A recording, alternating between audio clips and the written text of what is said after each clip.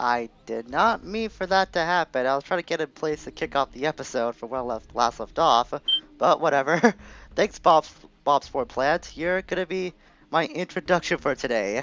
Find a way to make it explode, and it will throw out Bob spores. Collect these spores, as they will become very useful when you need to get through solid walls. Though when you plant a spore, it will not be able to throw any new spores.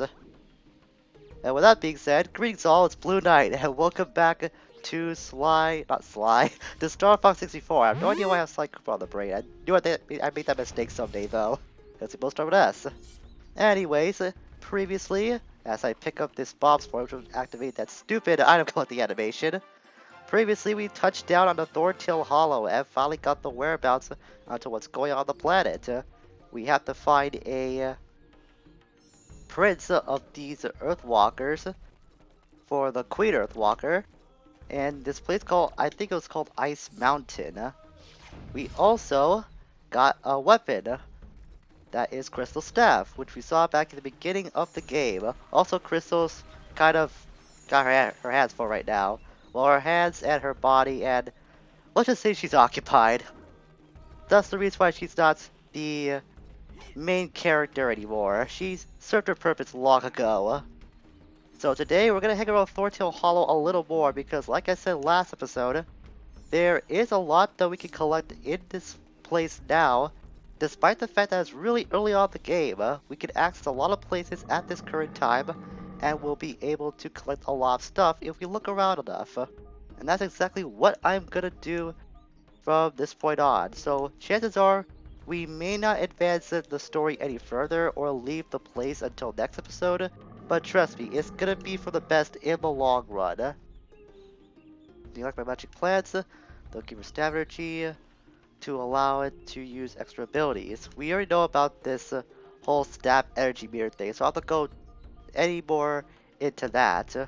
Just know that depending on which color that you collect these gems, you will get a certain amount of magic back. Stupid bloops, get out of the way! Jeez! Well, I guess I'm glad that one ThornTail was talking to me, because that bloop was able to leave me alone, but that doesn't mean I'm not gonna exact my revenge on this thing. I'm gonna be able to one-shot that with the Fire Blaster. It's a lot better than I usually do. So as I'm going around the hollow, getting my bearings and looking to find where we can collect stuff, I'd like to talk more about Star Fox Adventures development history a little bit, because I want to touch on that, as that's going to be a relatively relevant subject throughout this series, as there's a lot of information I want to go over. Some of it you might already know if you know your knowledge on background beta stuff or castle stuff about video games and stuff, but I still like to go into that a little more. In the meantime, this is a Bob Spore planting patch. Plant a spore here and see what happens. I think it's pretty obvious to determine what will happen next once we plant this Bob Spore.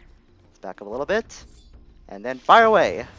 And that's going to open a wall, which will lead us to 4 fuel cells. 3 of them, very nice too. Over that crate, this will give us something that we haven't come across yet, but something that's very lucrative actually. This is a scarab. These are the currency of Dinosaur Planet, and they come with many different values. The more valuable the scarab, the harder it is to catch. Until you find a scarab bag, we can only hold 10 at a time.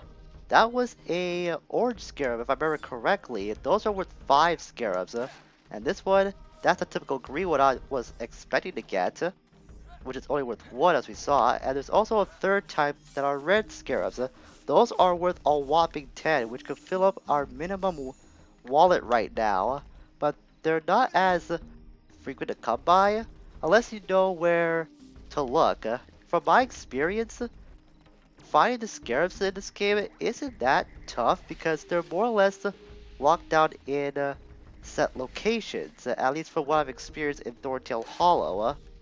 More often than not, you'll end up finding the same scarabs if you go back to the same places over and over again as you go throughout the game. So chances are you might be able to remember which scarab type is at which location, which will make it a lot more easier for you to fill up your scarab bag a little more if you need to buy anything. In the meantime, I want to talk about more of these Bob Spores as I end up getting damage from that. Now back to the development history of this game. Most people know this game as Dinosaur Planet when it first started off development on the N64, but as development shifted over to the GameCube, things changed a lot. This was because Miyamoto found that a lot of what Dinosaur Planet looked like was very similar to how Starfox looks, mostly its cast. The original fox creature of this game was called Saber, and that was gonna be Crystal's brother. Actually, Crystal was the adopted sister of Saber because she got adopted by a very strong wizard named Randor, which was the main objective of Dinosaur Planet originally, was for the two of them to go look for their father. The reason why Crystal was adopted, though, it's pretty dark, let's say. Randor killed her tribe when she was younger because his firstborn son died in a war that likely involved the foxes, who were, in this game, they went by a tribe name known as the Vixen. There are also wolves that had their own tribe name that were called the Wolvins. Very similar to how the Wolfin name sounds for wolf's ship, but it's not that kind of Wolfin. It's Wolven with a V. We're going here to find this ThornTail Store, something I alluded to last episode. I'll go into a little more detail about what I found out about background info, but we're gonna meet one of my favorite minor characters in all of fiction right now. Welcome to my store. Feel free to look at the many wonderful items within these walls. I have food, special goods, and many maps. And if you like to play games, then enter the Scarab Room. Yes. Oh, and that's the exit. Okay. Thanks. Now, if you find something that you like, then choose that item and we'll discuss a price. Is that clear? Well, Good. Now, hurry and choose something. Or get out. Touchy is this guy, isn't he? He might be known as the storekeeper, but he actually has a name. It's a little hard to pronounce, but it goes by Shabunga, if I'm saying that right. That doesn't get brought up in the game, but I believe that is mentioned in the game's manual, so that's how you're able to find out the storekeeper's true identity. So like he mentioned before, there are 3 rooms we could choose to go into. The food room, which is the blue one, the map room, or no, that's the item room for the yellow door, and the purplish door is the map room. We'll go to the food room first, since this one is honestly the least useful you will come across, and it'll most likely be the one that you will come back to in your travels. As we can see, there's a lot of stuff here that we already found out in the field that we can collect for free. So do not bother wasting scarabs getting some of the stuff here because, like I said, you'll find them out outside, so what's the point in doing so? There is that green thing that you could buy, that's the only worthwhile thing that you can buy right now, but I would advise against it because we need an item that can actually hold that green creature, and we don't have that right now. That's actually going to be available here in the item room, which is more or less what you'll be coming back to in your travels. There's a lot of stuff here that we can buy right now, but a lot of it is very, very expensive. So much so that we actually don't have the wall space that's needed to buy most of that stuff at that current time. So we'll be going to that time and time again, but we need to find a way to expand our wallet space a little bit. So we'll go to the map room now. And this is the stuff I actually want to get right now to show off the buying system of this game. This was a ThornTail Hollow map. It's probably not useful since we've pretty much been everywhere that the ThornTail Hollow has to show right now, but it's still worth getting. You pay this much. Solely I can show the haggling system in this game. You can decrease, or for some reason if you're very masochistic, increase the price in which you want to buy an item. If you try to haggle a little bit and go too low, No, that's too low. Shabugga will outright reject you. If you do this 3 times, then he'll get mad and just cancel the deal. No, that's too low. Still too low. Try 4 scarabs? Yeah, I don't need business from cheapskates. Get out. That's what happens when you don't buy anything successfully from haggling. Sometimes you have to buy some items at full price. Okay, I'll sell it to you. The weird thing is, from my experience when I was constantly testing to make sure I got everything set up to record this game, I think that haggling for most of the items in this game is pretty randomized. That ThornTail Hollow map I was able to collect, I did haggle for less than 5 scarabs in the past, and I was able to get away with not paying for full price. Ugh. That's what I was trying to say. But sometimes you can haggle for one item and you'll get away without paying full price. But if you do that in a different file, then you may have to pay the full amount of scarabs that's required. It's really weird. I have no idea why it's like that, but it differs from every playthrough you have with this game. It's so strange. I think there might be a few select items in this game, as far as the store goes, that you have to buy no matter what. You can't haggle for them whatsoever. If we go in here, this is where Shabugga mentioned that there was a little game room that we could partake in. How about playing a little game? Choose how many scarabs you wish to gamble. I will then throw them into this cave, and you have to collect them within my time limit. So we could pay up to 10 scarabs if we had the amount to pay for the maximum bet of this game. I think I will pay... what the hell, let's go for the full 5 scarabs that we have already. Are you ready?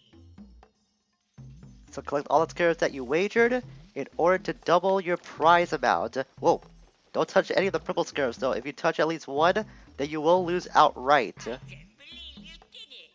You win fair and square. But winning doubles your amount from what you bet before. If you touch any of the purple scarabs though, then you are going to lose all the scarabs that you did bet. I think if you run out of time and you did collect all the scarabs that you wagered, you might be able to keep some of the scarabs that you did collect throughout that little time limit.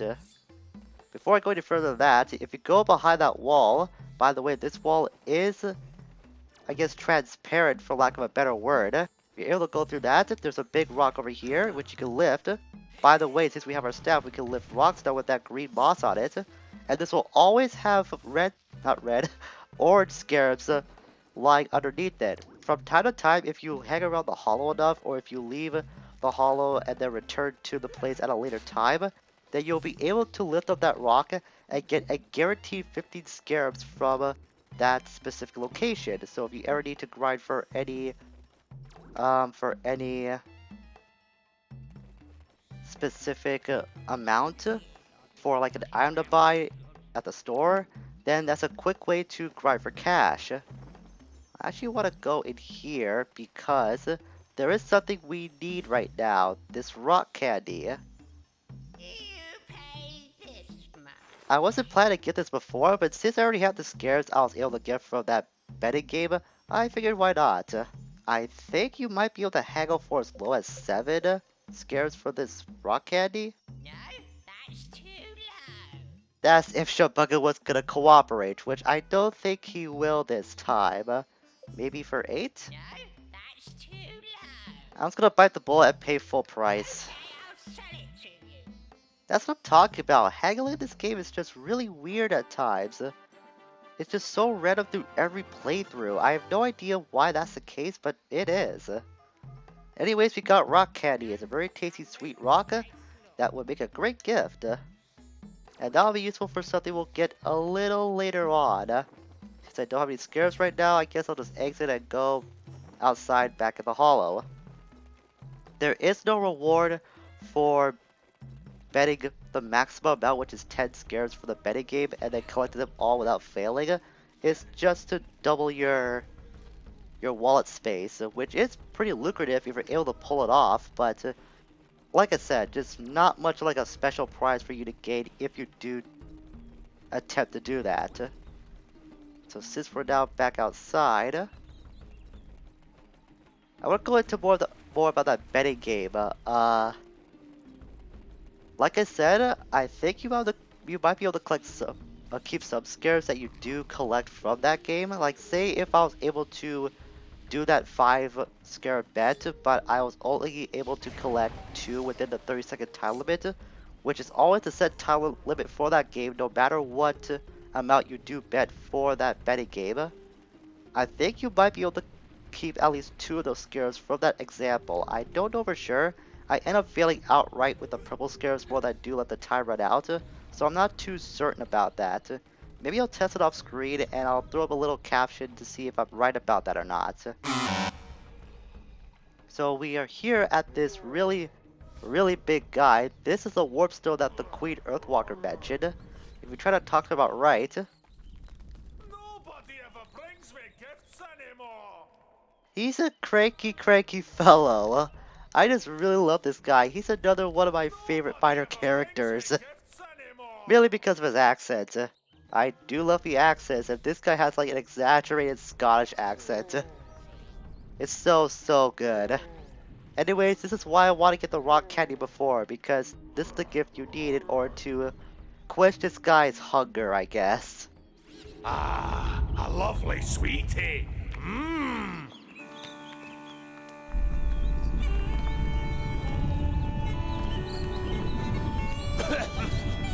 Who dares bother the mighty warpstone? 1,000 years I've been left alone to rest. What do you want? Well, can you help us? Help you? No. But you're a warp stone. You're supposed to help. Right. Let's see if I can remember what I'm supposed to do. Okay. Now if you push left on the control stick, then I'll send you to one of those warpstone thingies. We'll get back to that in a minute. And if you push forward on the control stick, then you can enter the maze. Now this one's a bit special. When you have collected a Krazoa spirit, then push right on the control stick. And I'll send you to Krazoa Palace. Now, you know what I do. So hurry up and make a choice. If not, then press B so I can get back to sleep. I love the bagpipes that was played throughout this meeting with the warp stone. It's so good. I just love everything about this guy. He's just really hilarious and memorable to me.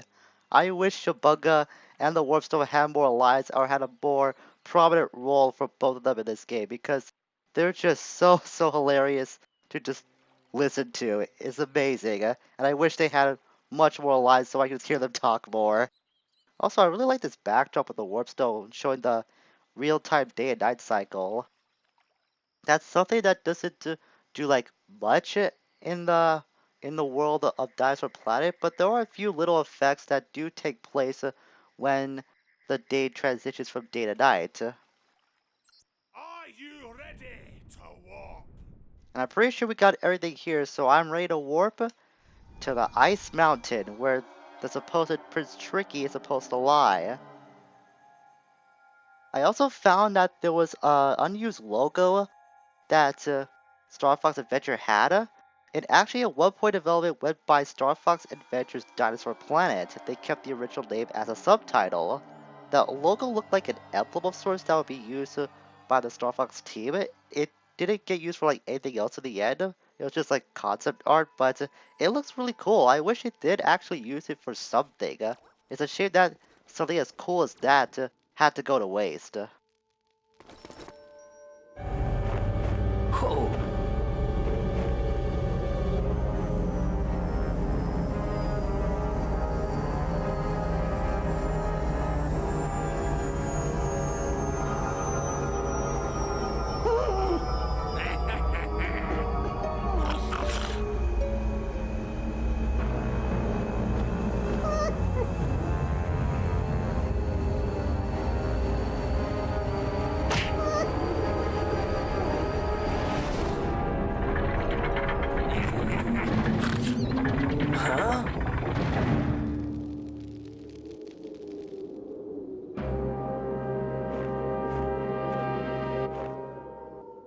Well, that's not very nice, little Sharp Claw. Just hitting a kid like that? Granted, he's the prince of the Earthwalker, so that's actually a lot more hazardous. What am I saying? That's even worse since he's royalty. They're treating the kid like that? Well, I think it's gonna be our job to go kick the Sharp Claw's butt and go save Tricky next time. Yeah, he's gonna wait a little longer. This episode's already long enough as it is, and I like to keep the episode length for for this series to be like around 15 to 20 minutes, 15 minimum at best if I'm able to pull that off. But that's probably not gonna happen with how much I have to explain about this game. But that's the risk I'm willing to take. So next time, we're gonna make a run to save Prince Tricky from the Sharp Claw, who are trapped inside that little shed cave thing. I'm pretty sure it's a cave. Nonetheless, we are gonna go save Tricky from the wrath of the Sharp Claw. Until we meet again, farewell for now.